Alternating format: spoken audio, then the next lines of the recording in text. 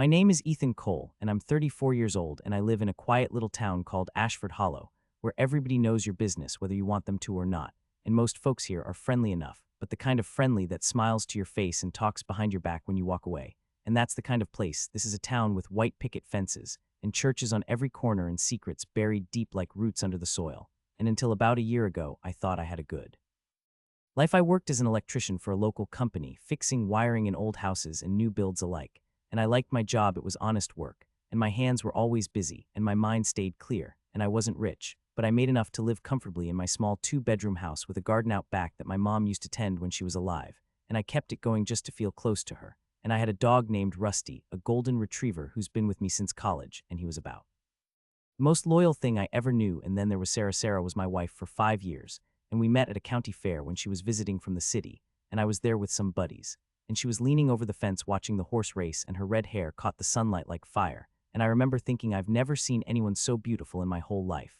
And somehow I worked up the nerve to talk to her, and we ended up talking all night. And before she left, she gave me her number and said, "Call me if you're serious." And I called her the next day, and we started seeing each other. And she moved to Ashford Hollow a year later, and we got married under that same tree at the fairgrounds.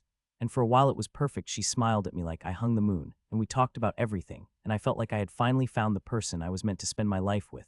And we even talked about having kids someday, but things started to change 2 years ago, slowly at first like a fog rolling in, and I didn't notice until it was already all around me. She started staying out later, saying she was helping her sister with the baby, or going to book club or running errands. But when I'd call, she wouldn't answer.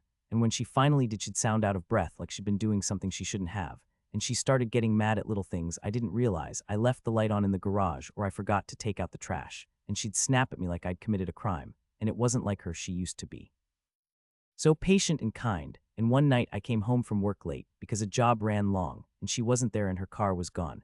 And the house was dark, and Rusty was whining at the door like he knew something was wrong. And I called her, and it went straight to voicemail. And I waited up until 2 in the morning. And when she walked through the door, she smelled like cologne. Not hers, not the lavender one she always wore, but something sharp and expensive.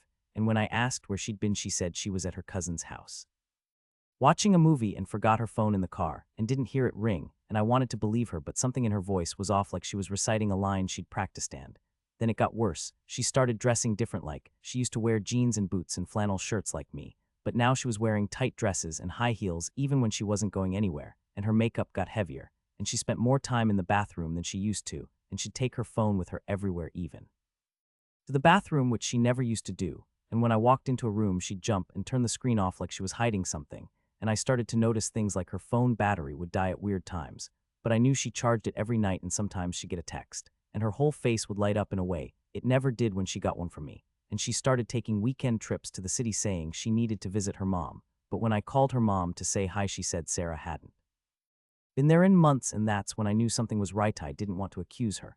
I didn't want to be the guy who thought his wife was cheating just because she changed. I mean, people do change in marriage. I know that, and I tried to tell myself she was just going through a phase. Maybe she was unhappy or stressed or needed space. And I asked her if everything was okay, and she looked at me like I was crazy and said she was fine and that I was being paranoid. And maybe I was, but the more I brushed it off, the worse it felt. Like I was swallowing acid every time she smiled at her phone and ignored me at the dinner table. And one night I was lying awake and heard her talking soft in the other room. And I got up and crept down the hall and saw her sitting on the porch, swing in the moonlight with her phone to her ear, laughing at something someone was saying. And she said, "Baby, I miss you so much. When are you coming back?" And my heart stopped right there, and I had to grip the doorframe to keep from falling, and I didn't say anything that night. I went back to bed and stared at the ceiling until the sun came up. And the next day I acted like everything was fine, but something inside me had cracked. I decided I needed proof.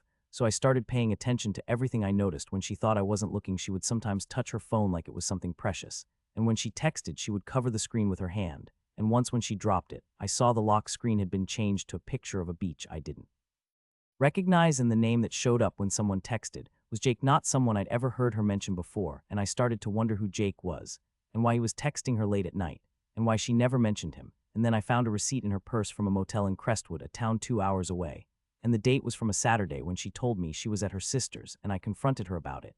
And she said she'd stopped there on the way because she got sick and needed a place to rest, and didn't want to worry me. And it sounded possible, but I looked up the motel online, and their rooms were expensive and clean, and not the kind of place you stop when you're sick. And it was called the Silver Pines, and it had a pool and a spa and a restaurant with candles on every table. and I couldn't shake the feeling that she hadn't been alone. I started to lose sleep. I'd lie awake, thinking about all the little things she'd done that didn't add up, and I wasn't angry, yet I was just sad and confused. Like I'd been living in a house built on sand, and now the tide was coming in and I could feel the ground shifting beneath me, and one night I finally cracked, and I asked her straight out, "Are you cheating on me?" And she didn't get mad, she didn't cry, she just looked at me with cold eyes and said, "How dare you accuse me of that after everything I do for this marriage? And when was the last time you made me feel special, huh? When was the last time you took me out, or bought me flowers, or told me I was beautiful?" And I didn't know what to say because I had done those things I thought I had, but maybe not lately, maybe I'd gotten comfortable, maybe I'd stopped trying. And she said, "If you don't trust me, then maybe we shouldn't be together." And I felt like she was punishing me for loving her too much instead of being sorry for what she'd done, and I begged her to stay and said I'd do better, and she said she'd think about it, and things were tense for a week. But then she started being sweet again like the old Sarah. Picnic, and she held my hand and said she loved me, and I started to hope that maybe it had all been in my head, maybe I was just insecure, and we could fix this. But then it happened again. She went on another trip to the city and said she'd be back Sunday, but I got a call from the bank on Saturday saying there was unusual activity on our joint account, and I logged in and saw a charge for 2 nights at the Silver Pines Motel, and the transaction was under her card, and the time stamp was Friday night, and she was supposed to be at her mom's, and I felt my stomach drop, and I called her, and she didn't answer, and I drove to the city without telling her, and I found the motel and parked across the street and waited, and after 2 hours I saw her car pull in, and then a black SUV pulled in behind it, and a man got out, and he was tall with dark hair and wearing a leather jacket, and he walked straight to her room and went inside, and 10 minutes later her car lights turned off, and I sat there like I was made of stone, and I watched that room all night, and saw the curtain move and shadows on the wall, and I didn't sleep. I just stared until the sun came up, and then I drove home and waited for her to come back. When she walked through the door, I was sitting at the kitchen table with the bank statement in front of me, and I looked up and said, "His name is Jake, isn't it?" And she froze, and then she said nothing happened, and I said, "2 nights at a motel, nothing happened," and she said they were just talking, and I said, "About what's saving our marriage?" I said, "Did you tell him how much I don't appreciate you? Did you tell him how lonely you are? Did you tell him how you deserve better?" And she didn't answer. And I said, "I saw you, I was there, I watched the whole thing," and she started to cry and said it meant nothing, and he's just someone who listens to me and makes me feel alive. And I said, "You're married."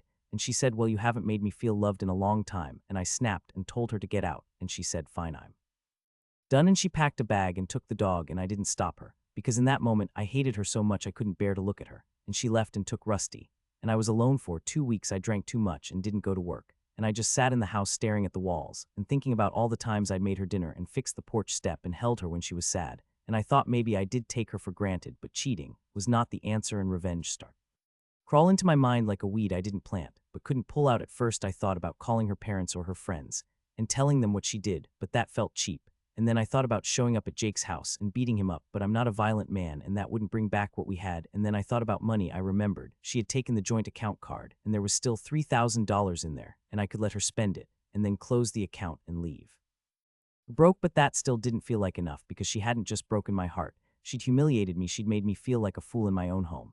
And I wanted her to feel that same shame, so I came up with a plan, and it took time and patience and a lot of sleepless nights. But I was done being the nice guy who gets walked over. I started by calling the motel and asking for the security camera footage from the weekend Sarah was there, and I told them I was a private investigator working for the husband of the woman who'd been cheated on, and I needed it for a divorce case, and they said they didn't keep footage more than 30 days, and it had been almost 3 weeks, but they might still have it on backup.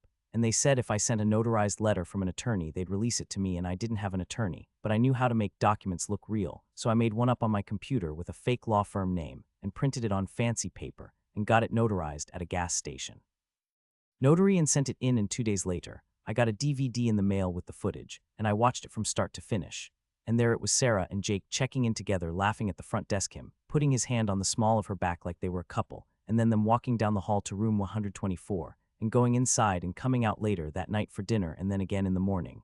And I recorded the video to my laptop and saved it in 3 different places, because I knew it would be my weapon. Then I found out Jake worked as a regional sales manager for a company that sold industrial equipment, and he traveled a lot and had a reputation for being ambitious and image conscious.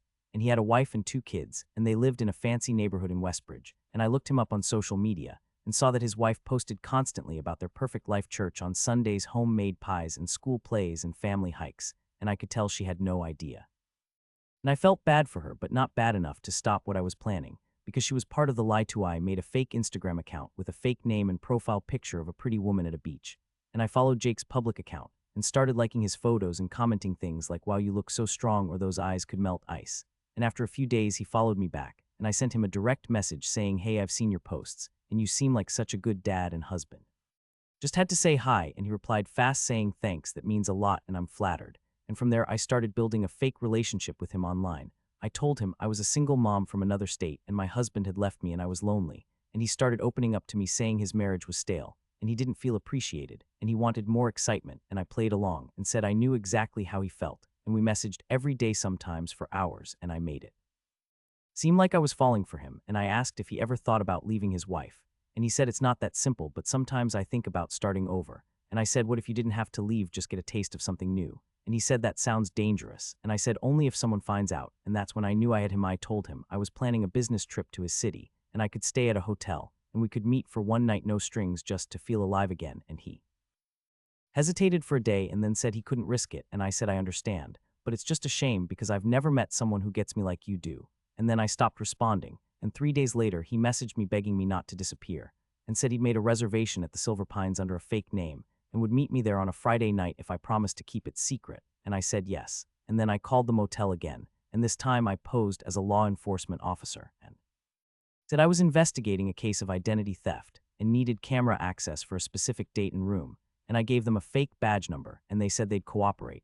And I asked if they could leave the hallway camera outside room 124 on longer than usual, because we suspected the suspect might tamper with it, and they agreed, and said they'd save the footage, and send it to my fake email address. Then I rented a car and drove to the city and checked into a different motel across the street and waited, and on Friday night I saw Jake's car pull in, and he looked around like he was making sure no one saw him, and he went to room 124, and 10 minutes later, I saw a woman in a blonde wig and sunglasses walk and carrying a tote bag. And I knew it wasn't me, it was my neighbor Linda, who I'd paid $500 to pretend to be me. She was a divorcee who hated cheaters after what her ex did to her, and she was happy to help, and she had on a dress like the one I described, in high heels, and she stayed in the room with Jake for exactly 42 minutes, and then left through the back exit, and I had another friend film it from a distance. So we had proof of his car and the time, and that night I went to the motel and picked up the DVD from the manager, just like we'd arranged, and drove home with it in my hands like it was gold. The next day, I put together a package. I printed out screenshots of all the messages between Jake and my fake account, and the motel receipts with his name and credit card, and the security footage of him checking in, and the video of him with Linda, who was actually me in disguise.